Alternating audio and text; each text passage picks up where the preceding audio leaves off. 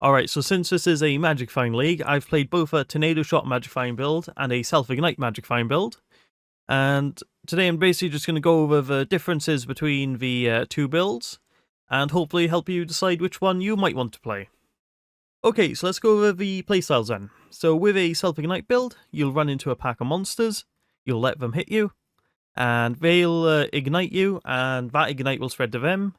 They'll die and explode, and that explosion then will kill the monsters around you, and hopefully you can chain that explosion to keep killing them.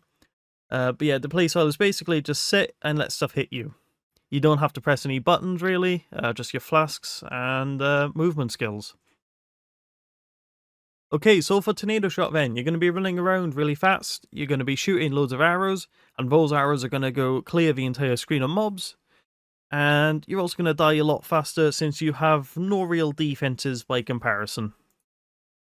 Okay, so let's talk about the pros and cons of both builds then, starting with the Self-Ignite Chieftain. Okay, so the pros then. It's a very tanky build, we have a lot of life regen on it, we have overcap resistances, we have increased maximum resistances, we have about 10k armor, which is decent.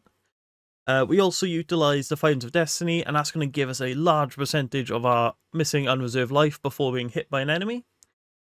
We could also easily clear tier 16 juice maps, despite having loads of wisps, Beyond or Delirium on our map. It's a very relaxed playstyle as well. We can basically just not pay any attention to the game, just walk around. We don't need any specific crafted gear really, outside of the helmet. And yeah, so it's pretty easy to put together as long as we have the funds to do so. And also, we have a lot of increased item quantity and rarity, and obviously that's going to boost the amount of loot we get. Okay, so the cons then. Because it uses mandatory uniques to make it actually work, like Fulcrum and Defiance of Destiny, we can't really start this without any starting funds. So yeah, you're not going to be able to play this as, say, your first character, unless you swap over from a different skill. The single target on this build is pretty bad, like you're not going to be able to do any bossing really. It also struggles with regen and leech mobs, unless there's other monsters around for you to blow up. It's also a fairly slower paced build by comparison to Tornado Shot. And there's also no real upgrade paths for us outside of corrupting the items for the corrupted implicit and some expensive charms. Moving on to Tornado Shot then. Okay, so the pros then. It has an insanely fast clear speed, especially with a Headhunter. You can start the build with no currency really, and farm your way up to having a Headhunter and top end gear. There's a lot of build variety, so you can go with an elemental based build, a physical converted into an elemental build, crit or attack speed based. You could use an omniscience as well, so you could have a lot of elemental pen and stack attributes. The build has a lot of flexibility as well, so you can swap a lot of the gear out. So if you want to be a bit more tanky, put in a Defiance of Destiny amulet for an example, or a Eyes of the Great Wolf with 20% quant if you want more magic find.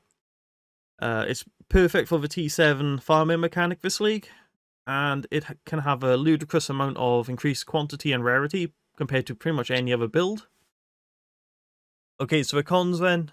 It's a very squishy build, so expect to get one shot, even if you have defensive layers and you're using stuff like Defiance of Destiny and Progenesis.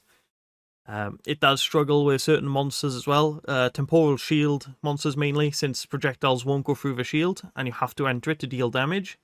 And once you're next to the enemy, obviously they're going to hit you and probably one-shot you, especially if they're juiced.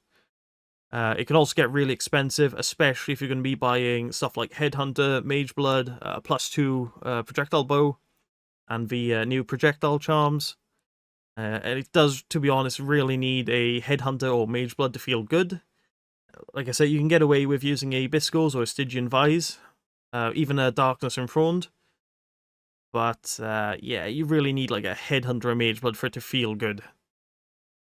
Speaking of that then, if you're doing a T16 juice map, you're very reliant on Headhunter buffs, and if you die, you're going to lose all those buffs, and it's just a pain then to clear it, since you have no buffs boosting you, so you can't really deal the damage you need to kill the mobs. Okay, so if we compare my item quantity and item rarity between two builds, my Ignite Chieftain has 67% increased quant and 179% increased rarity, whilst my Tornado Shot build has 87% quant and 300% rarity. That's not factoring in the increased rarity gem I've got socketed, so in reality it's 370%. I also swapped out Sedima's Touch for a bit more damage, but I could put them back in and get 97% quant. Okay, so when talking about quantity and rarity, another thing we have to consider then is the blue altars, because the blue altars will increase the rarity and quantity of items found in our maps. It'll also give us a chance at duplicating currency, duplicating uniques, duplicating scarabs, and obviously it'll give us a small chance at getting raw divine orbs as well from a divine altar. Of course, we also have to remember that if we're taking blue altars, we're also going to get drawbacks. And this is going to be especially bad for us as a Tornado Shot build, especially when we're stacking Magic Find, because we have very little resistances to begin with. So losing what little we do have makes us even more squishy. Of course, dying all the time then is going to be a pain in the ass, and we're not going to be clearing our maps as fast as we'd like to. So farming tier 7 maps would be a lot better in this situation for Tornado Shot.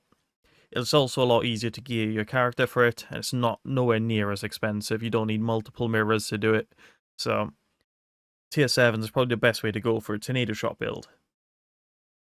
Okay, so one more thing to consider then, and that's going to be the Abyss. Now, if you're farming Abyss, it's probably best you go with a Self-Ignite Chieftain. You have a lot more time to react to the Spires. You do sometimes still explode it instantly, but it's nowhere near as bad as Tornado Shot in that regard. But you can actually use both to farm it. You just got to be a bit more careful on a Tornado Shot build. Okay, so to summarize then, both builds are really good. If you don't have any cash, you obviously want to go with Tornado Shot, so you can build up your currency. If you want to have a more tanky build and you have currency to spare, go with Chieftain. If you want to do tier 16 juiced, I recommend Chieftain over Tornado Shot. But if you want to do really fast mapping, tier 7s, getting loads of like raw divines and stuff like that, Tornado Shot's probably the best one for that then. Alright, so to end off then, leave a comment if you need help with any of this stuff.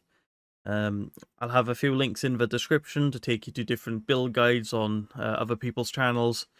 And yeah, I think I'll end it there. I'll see you next time. Bye.